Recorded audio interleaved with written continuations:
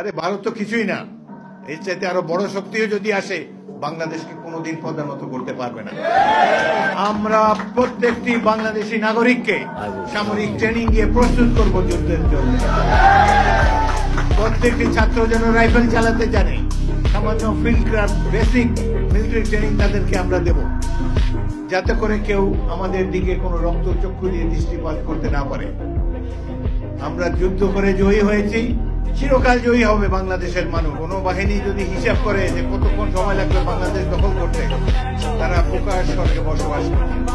বাংলাদেশ অজেয়, বাংলাদেশ চিরঞ্জীব। আমরা আফসাইদের দেশ। আমাদের দেশের মানুষ নিরস্ত্র হাতে হেলিকপ্টার গানশিপের মোকাবেলা করে, জীবন দেব, কিন্তু এই দেশকে কোনোদিন ভারতের প্রধানত হতে আমরা দিব না। এই হোক আমাদের শপথ।